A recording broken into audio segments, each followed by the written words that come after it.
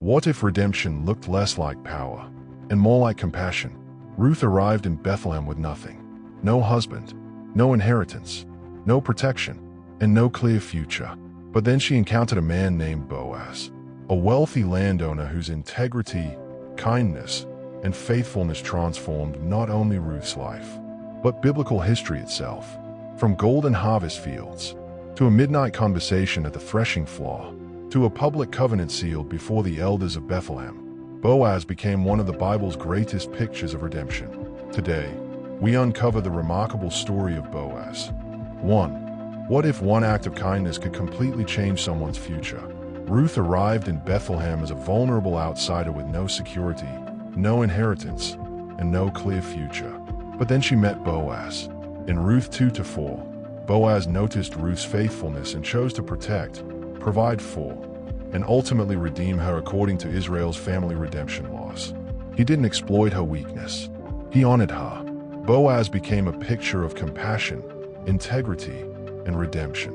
And through this unlikely story, God built a family line that would eventually lead to King David, and later, Jesus himself. Boaz reminds us that redemption can transform even the most hopeless situations.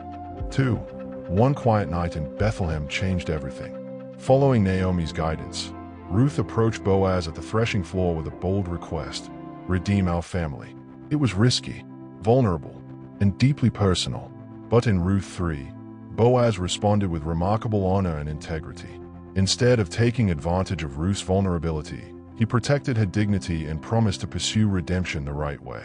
That midnight conversation became the turning point in Ruth's story.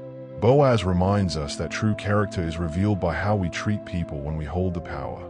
3. What if one simple object could change an entire family's future? In ancient Israel, major agreements were sealed in a surprising way, with a sandal. In Ruth 4, Boaz gathered the elders at Bethlehem city gate to legally redeem Ruth and Naomi's family inheritance.